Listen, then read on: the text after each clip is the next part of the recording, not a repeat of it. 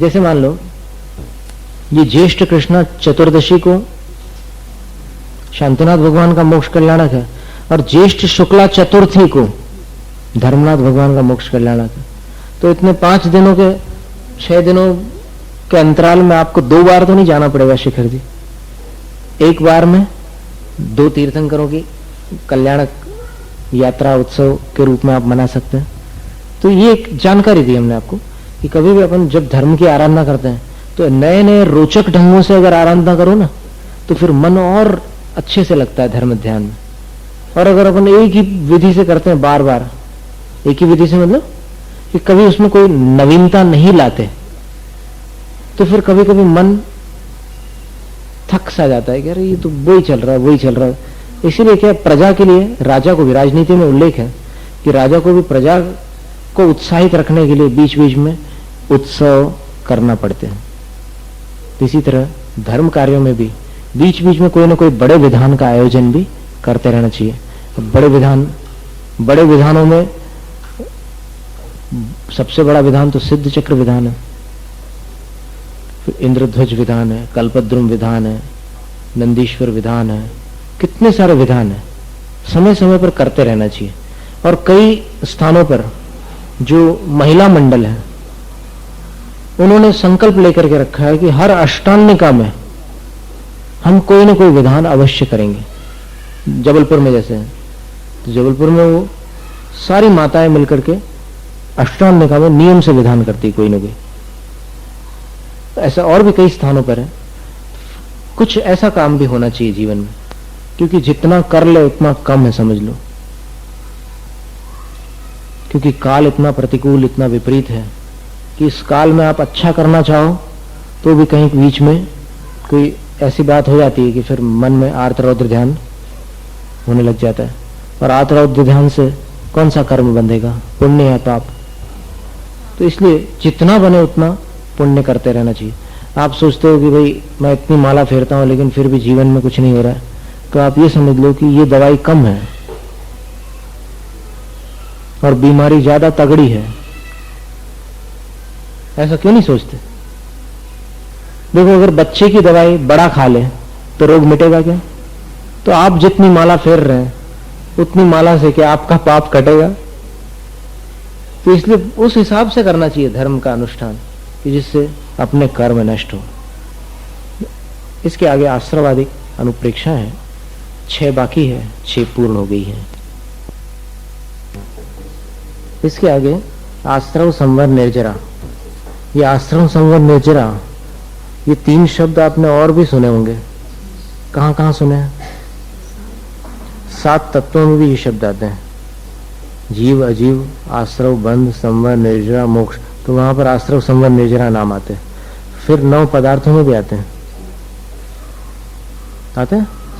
तो वहां पर भी आश्रव संवर निर्जरा। यहाँ 12 अनुप्रेक्षाओं में भी आश्रव संवर और निर्जरा अनुप्रेक्षा है। जो जोगन की चपलाई, ताते वे आश्रव भाई, आश्रव दुख कार घनी रे,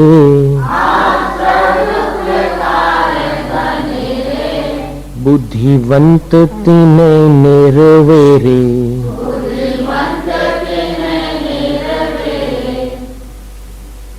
जो जोगन की चपलाई, ताते आश्रव वय। जो योगों की चंचलता है, चपलता का अर्थ होता है चंचलता। योगों की चंचलता है ना, मन वचन काय की चंचलता। इनसे आश्रय होता है भाई। भाई संबोधन है, यानी बहुत दूर से दौलत राम जी संबोधन नहीं दे रहे हैं, भाई बना करके संबोधन दे रहे हैं। तो ये भाई जो योगों की चंचलता, मन वचन काय की अस्थिरता है, इनसे आश्रव होता है। और आश्रव दुखकार घनेरे। आश्रव का अर्थ क्या होता है? आगमन, आना, प्रवेश करना। जैसे किसी सरोवर में जो प्रवेश द्वार होते हैं और निर्गमन द्वार भी होते हैं। प्रवेश भी होता है वहां से, फिर निकलते भी हैं। तो प्रवेश द्वार का नाम आश्रव है, ठहरने का नाम बंध है और निकलने का नाम निर्जरा है। प्रवेश द्वार को बंद कर दो तो संवर है, प्रवेश रुक जाए तो उसको संवर कहते हैं। तो आश्रव दुखकार घनेरे, ये अत्यंत दुखकारी होते हैं आश्रव। 5 प्रकार के आश्रव होते हैं: मिथ्या दर्शन, मिथ्यात्व, अविरति, प्रमाद, कषाय और योग। तो ये बहुत दुखकारी होते हैं। बुद्धिवंत जो विवेकी जन होते हैं, ज्ञानी जन होते हैं, तीनों निर्वेरी उन आश्रमों का निवारण करते हैं। जिन पुण्य पाप नहीं कीना, आत्म अनुभव चित्त दीना, तिन ही विधि आवत रोके, संवर लहि सुख अवलोके।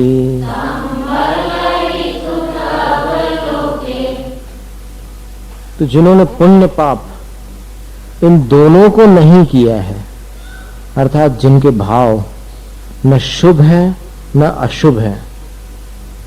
अब ऐसा कौन सा भाव होगा जो शुभ भी नहीं है अशुभ भी नहीं है? उस भाव को कहते हैं शुद्ध भाव।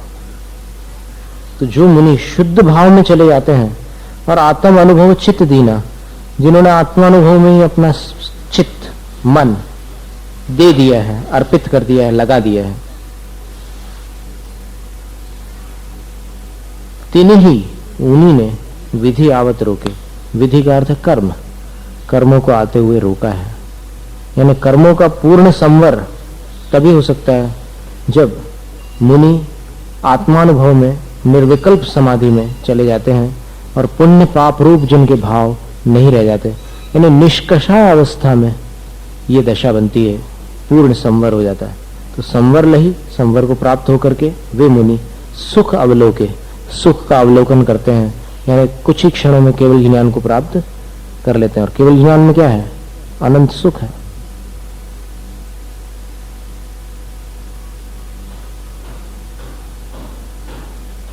एक भ्रांति दूर होने पर कितना सुख होता है। सभी भ्रांति दुख रूप होती हैं, सभी भ्रांतियां दूर हो जाए तो कितना सुख होगा। और सारा अज्ञान भी दूर हो जाए, केवल ज्ञान हो जाए तो कितना सुख होगा। फिर निर्जरा की बात करते हैं। वैसे तो संवर, आश्रव वगैरह सबका विस्तार शास्त्रों में मिलता है। आश्रव के कितने सारे भेद हैं। पन मिथ्यात्व योग 15 द्वादश अविरत जानो, पंचरु 20 कषाय मिले सब 57 मानो। तो इतने 57 प्रकार के आश्रय हो जाते हैं। 5 मिथ्यात्व संबंधी। 5 मिथ्यात्व कौन से हैं?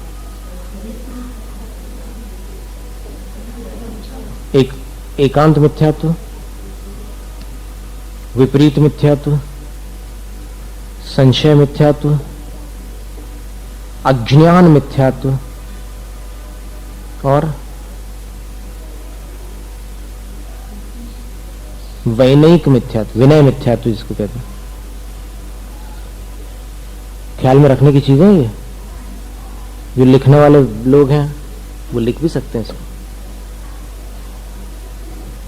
5 मिथ्यात्व कौन से हुए? एकांत मिथ्यात्व, विपरीत मिथ्यात्व, संशय मिथ्यात्व, अज्ञान मिथ्यात्व और विनय मिथ्यात्व। फिर इसमें अगर व्याकरण से ठक प्रत्यय कर दो तो ऐकांतिक, सांशयिक, ऐसे सब उसके भेद बन जाएंगे। वैनयिक, ये सब मिथ्यात्व के भेद है। पन मिथ्यात्व, पन मिथ्यात्व यानी 5 मिथ्यात्व। पन शब्द यहां भी आया ना, पन। फिर पता नहीं नंदीश्वर में क्यों सुधार दिया लोगों ने, पंच मेरु नंदीश्वर जिनालय, वहां पन मेरु ही ठीक है। फिर योग 15 योग होते हैं, ये लिख लीजिए। 15 प्रमाद भी होते हैं, 15 योग भी होते हैं। योग 15 कौन से होते हैं? तो योग मूल में तो 3 प्रकार के हैं। कौन से 3? मन, वचन और काय। काय वांग मन कर्म योग स आश्रव, ये 3 है। अब इसमें मनोयोग और वचन योग के 4 भेद हैं। सत्य, असत्य, उभय और अनुभय, ये 4 भेद। ये 4 मनोयोग के भी भेद हैं और 4 वचन योग के भी यही भेद हैं। तो कितने हो गए? 4 और 4 8 हो गया। अब बचा काय योग। तो काय योग में देख लीजिए कौन से हैं। औदारिक काय योग, औदारिक मिश्र, पहला औदारिक, दूसरा औदारिक मिश्र, फिर तीसरा वैक्रियक, वैक्रियक मिश्र, 4 हो गए। आहारक, आहारक मिश्र और कार्मण, कार्मण, कारमाण नहीं है, बहुत से लोग कारमाण बोलते हैं, कार्मण है। तो कितने हो गए? काय योग 7, वचन योग और मनोयोग 4 हो गए। तो 4, 4 और 7 कितने हुए? नहीं होता।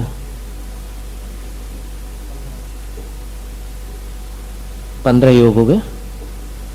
पन मिथ्यात्व योग 15, 12 अविरति, 12 अविरति कौन सी है?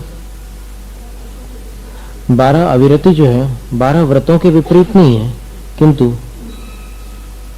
5 इंद्रियां और 1 मन को वश में न करना, ये 5 अविरति हो गई। लिख लो। स्पर्शन, रसन, घ्राण, चक्षु और श्रोत्र, इन 5 इंद्रियों को वश में न रखना और मन को भी काबू में न रखना, ये 5 अविरति हो गई। ये 6 अविरति हो गई, 6। और इसके बाद और भी 6 होती है। 5 स्थावरों की और 1 त्रस्कायिक जीव की रक्षा न करना, ये 6 प्रकार की अविरतियां हो गई।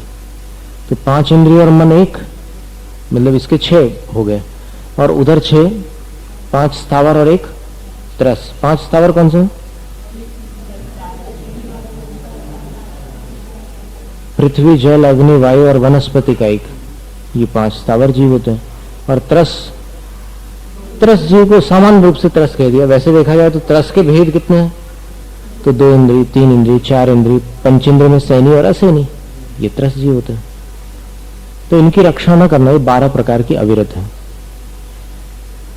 और पंचरु 20 कषाय मिले सब 57 मानो। 57 कैसे करोगे? 25 कषाय और जोड़ो उसमें। 25 कौन सी कषाय है? अभी तक 4 कषाय तो सुनी थी आपने, तो 25 कहां से आ गई? अनंतानुबंधी भी बनाओ तो फिर कितनी होगी? अनंतानुबंधी, अप्रत्याख्यान, प्रत्याख्यान और संज्वलन, तो ये 4 चौक 16 हुई। 25 कहां से होगी? 9 कषाय को भी और जोड़ना पड़ता। 9 कषाय जो होती है वो ईशत कषाय कहलाती है, लेकिन वो भी कभी कभी जोरदार धमाका मचा देती है। द्रौपदी की हंसी ने महाभारत खड़ा कर दिया था। हाथ से 9 कषाय है। 9 कषाय से भी बड़े भयंकर काम होते हैं। और रावण भी 9 कषाय के उदय से सीता को लेकर के आया था, वेद कर्म के उदय से लेकर के आ गया था। तो 9 कषाय कौन सी? हास्य, रति, अरति, शोक, भय, जुगुप्सा, स्त्री वेद, पुरुष वेद, नपुंसक वेद, ऐसी 9 कषाय होती है। तो इस तरह ये सब मिलाकर के 57 आश्रव होते हैं। और मूल 5 भेद है आश्रव के। कौन से 5? मिथ्यात्व, अविरति, प्रमाद, कषाय और योग। और इसको भी और संक्षिप्त करना हो तो 4 भेद है। मिथ्यात्व, अविरति, कषाय और योग। इसमें क्या है कि प्रमाद को कषाय में शामिल कर लिया, तो अलग से प्रमाद की गिनती नहीं की है। तो 57 आश्रव जो कर रहे हैं उसमें भी प्रमाद को अलग से नहीं गिना रहे। वैसे अलग से अगर प्रमाद को गिनो तो उसके 15 भेद होते हैं। पंच प्रमाद के भेद गिनोगे तो 15 हो जाएंगे। कैसे? तो 5 प्रमाद कौन से हैं? एक विकथा, लिखे हुए हैं आपके पास तो अच्छी बात है। विकथा, विकथा 4 प्रकार की होती है।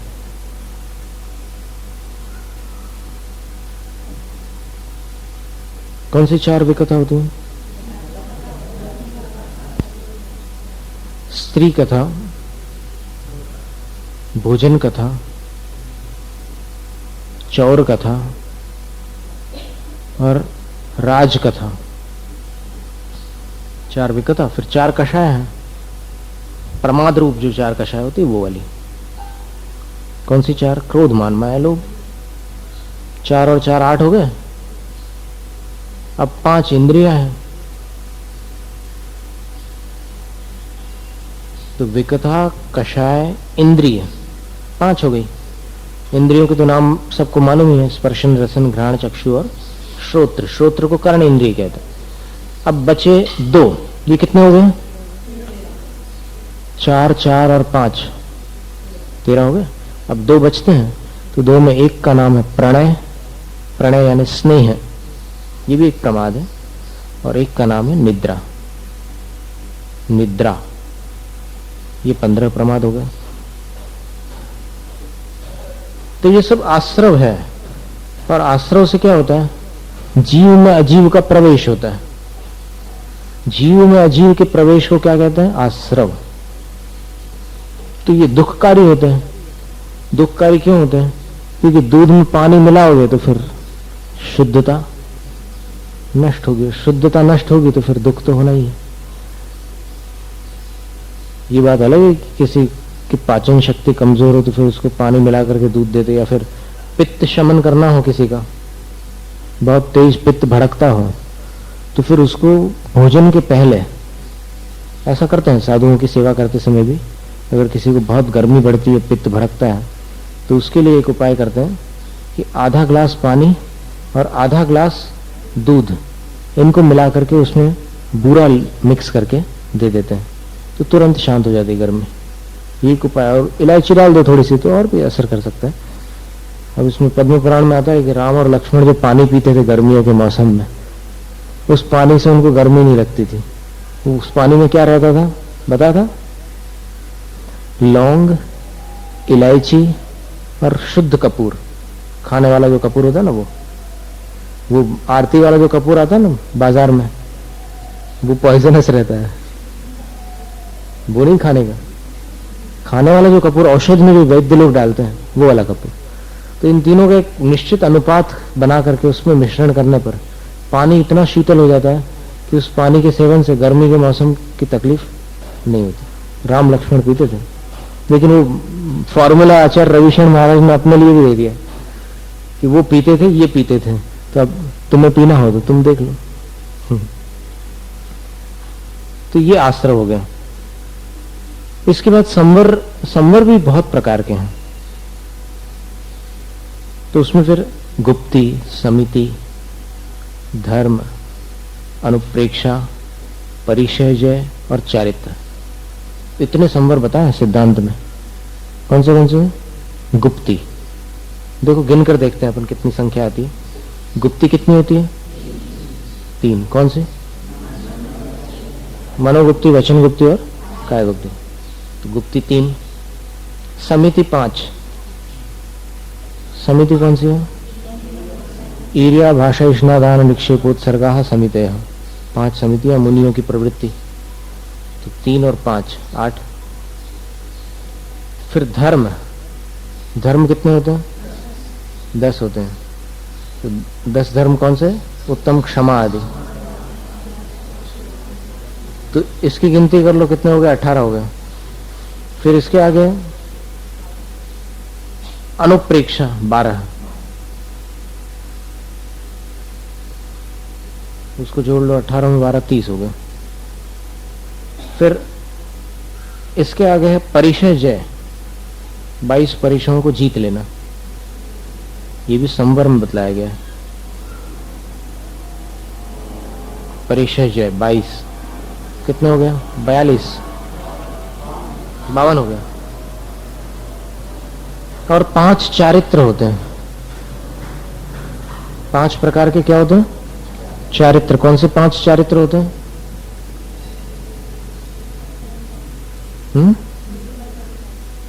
नहीं, स्वरूपाचरण नाम की कोई वस्तु है ही नहीं शास्त्रों में। एक सामायिक, दूसरी छेदोपस्थापना, परिहार विशुद्धि, सूक्ष्म सांप्राय और यथाख्यात, ये नाम बहुत प्रसिद्ध है। तत्वार सूत्र के 9वें अध्याय में आते हैं 5 चारित्र, सामायिक चारित्र, छेदोपस्थापना, परिहार विशुद्धि। ये परिहार विशुद्धि एक विशेष प्रकार की रिद्धि है। हो सकता है चारण रिद्धि का ही कोई भेद हो, लेकिन ये जिनको हो जाती है रिद्धि, उनके शरीर से जीवों को बाधा नहीं होती, इसलिए इनको नियम से प्रतिदिन 2 कोस गमन करना पड़ता है, चाहे चौमासा हो या कुछ भी हो। ये रुक नहीं सकते एक स्थान पर, ऐसा नियम है। परिहार विशुद्धि संयम वाले जो मुनि होते हैं नित्य विहारी होते हैं, एक स्थान पर नहीं ठहरते। चौमासे में भी गमन करेंगे, उनके शरीर से कोई जीव बाधित नहीं होता, ऐसी रिद्धि है वो परिहार विशुद्धि संयम। और परिहार विशुद्धि संयम वाले मुनियों को महानिद्राओं का उदय नहीं होता, ये भी विशेष बात है। निद्रा प्रचला और स्त्यान वृद्धि, ये बड़ी निद्राएं उनको नहीं होती, बहुत बड़ी रिद्धि होती है परिहार विशुद्धि। तो सोना भी उनके लिए अनिवार्य नहीं होता, उतनी तीव्र निद्रा का उदय नहीं रहेगा उनको। तो परिहार विशुद्धि। फिर सूक्ष्म सांप्राय, चौथा चारित्र, और 5वां अंतिम जो चारित्र है वो है यथाख्यात चारित्र। तो कितने हुए संवर? 57 हुए। 57 आश्रव भी थे कि नहीं? 57 आश्रव थे और 57 संवर हुए। अब निर्जरा, निज काल पाय विधि झरना, तासो निज काज न सरना, तप कर जो कर्म खिपावे, सोई शिव सुख दर्शावे।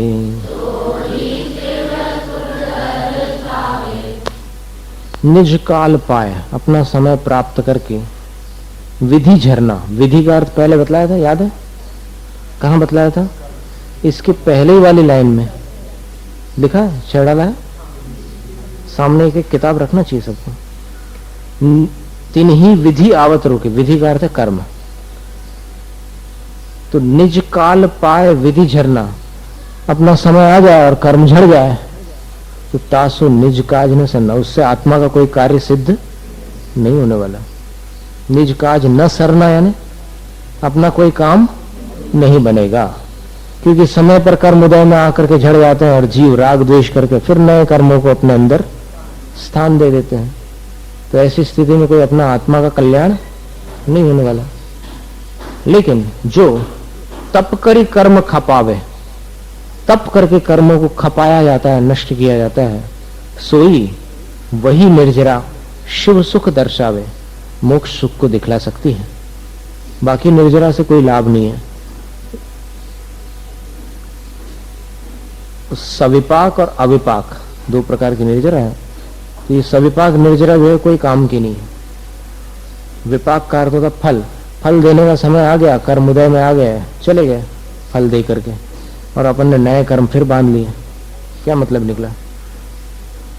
यानी वो सीट तो खाली नहीं हुई ना अंदर, वो जो सिंहासन था कर्मों का, उस पर से उस बैरी, कर्म रूपी बैरी को आपने अलग तो किया नहीं।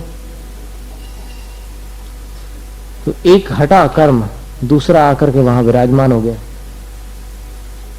तो राग जो होता है, अपने अंदर का जो विकारी भाव जो होता है, वो एक कर्म तो अपना मरण समय अर्थात उदय काल पा करके झड़ जाता है। कर्म झड़ने का मतलब क्या है? उसकी मौत। कर्म उदय में आकर के झड़ गया, मर गया, अब कोई काम का नहीं, अब वो कुछ कर नहीं सकता। झड़ा हुआ कर्म ततश्च निर्जरा, उदय में आकर फल दे करके झड़ जाता है, उसके बाद वो कोई काम का नहीं, बेकार हो गया वो। यानी जिस प्रकार किसी जीव का मृतक शरीर हो, उसी प्रकार कर्म उदय में आकर के जब झड़ जाता है तो उस मुर्दे के बराबर है, किसी काम का नहीं। तो कर्म जब उदय में आता है तो अपनी मौत लेकर के उदय में आता है। लेकिन जब राजा मरने के पहले किसी दूसरे को राज्य सौंप जाता है तो फिर वो क्रम परंपरा चलती रहती है, टूटती नहीं है।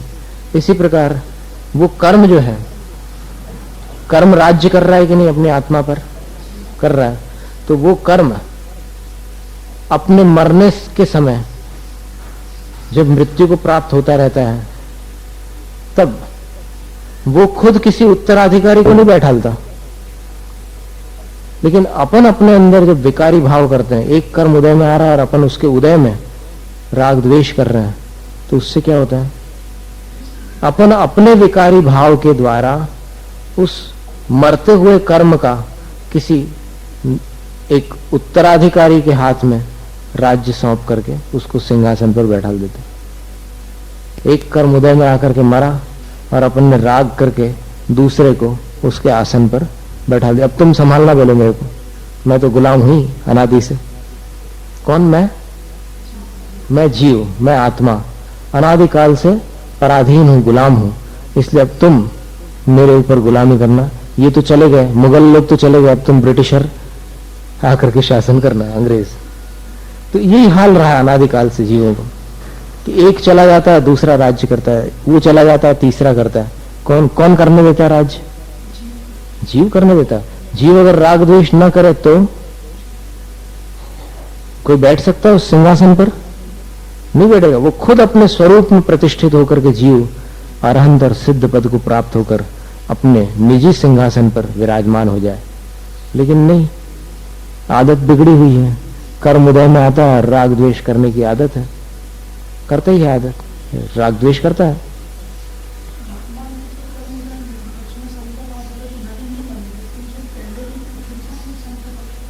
हाँ, पहले वाले भी खिरेंगे, हाँ वो भी खिर सकते हैं। वो उसकी एक सीमा है, मर्यादा है, उस मर्यादा में वो भी नष्ट हो जाएंगे। बिल्कुल ठीक।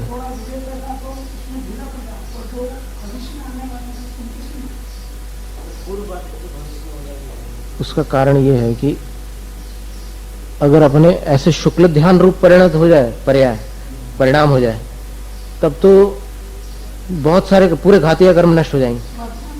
नहीं, वर्तमान समय में नहीं होगा। इसीलिए तुम बोल रहे ना कि धर्म ध्यान के द्वारा एक लिमिट में वो कर्म झड़ेंगे, पुराने पूरे नहीं झड़ सकते। पूरे झड़ाना हो तो फिर शुक्ल ध्यान करो, और शुक्ल ध्यान करना हो तो अभी ऐसा पुरुषार्थ करो कि अगले जन्म में वज्र ऋषभ नाराज संगन मिले कभी मनुष्य पर्याय में, और उसकी योग्यता प्राप्त हो। और योग्यता तो प्राप्त हो ही जाएगी अपन अगर सही रास्ते से चले, जिनवाणी के अनुसार अपन चलते रहो आज, तो फिर योग्यता तो प्राप्त होगी। संसार के राग द्वेष पूरी नहीं छुड़ा रहे हैं, क्योंकि राग द्वेष गृहस्थ जीवन में कहां छूट सकते। लेकिन गृहस्थ जीवन में आप धर्म का अपनी भूमिका के अनुसार तो पालन करिए, उसको क्यों छोड़ रहे हो? अब कोई ये कहे कि भाई मैं गृहस्थ हूं इसलिए मैं कुछ नहीं कर सकता, तो उसको ये कहना चाहिए कि मैं गृहस्थ हूं इसलिए कुछ नहीं करना चाहता। ये कहना चाहिए ईमानदारी से। कुछ नहीं कर सकता ये तो बहाना है। क्यों नहीं कर सकता कुछ? और लोग करते हैं कि नहीं करते? बहुत कुछ हो सकता है गृहस्थ जीवन में। अभिराम और शिव कुमार ऐसे दो नाम हैं पौराणिक ग्रंथों में कि इन्होंने गृहस्थी में रह करके इतने निर्मल परिणाम किए थे कि फिर आगामी काल में इनका कल्याण हो गया। एक तो जम्बू स्वामी बने और एक राम के भाई भरत बने, और दोनों के जीवन चरित्र को पढ़ लो आप कि कैसे वैरागी थे वो। उनको मुंह छू नहीं सकता था। तो गृहस्थ में भी ऐसा पुरुषार्थ हो सकता है, लेकिन जिनको करना नहीं वो बहाने करते हैं कि नहीं नहीं हो सकता, हम कर ही नहीं सकते। तो ऐसा बोलो ना, हम नहीं कर सकते ऐसा बोलो। लेकिन ऐसा क्यों कहते हो कि गृहस्थी में नहीं हो सकता? इसमें और उसमें कितना फर्क है। गृहस्थी में पुरुषार्थ नहीं हो सकता, ये एक वाक्य, और दूसरा वाक्य कि हम गृहस्थी में पुरुषार्थ नहीं कर सकते, ये दूसरा वाक्य। और ये भी सच है या गलत है, इसको उसके अंदर झांक करके देखना पड़ेगा। अगर वो बेईमानी करना चाह रहा, पुरुषार्थ नहीं करना चाह रहा और कहता है कि हम नहीं कर सकते, तो ठीक है भाई, नहीं कर सकते तुम तो, लेकिन अपने मार्ग को स्वयं अवरुद्ध नहीं करना चाहिए। अपना मार्ग, अपना दरवाजा स्वयं क्यों बंद कर रहे हो? जो अपने को आगे जाने का रास्ता है उसको स्वयं मत रोको। तो गृहस्थी में बहुत कुछ संभव,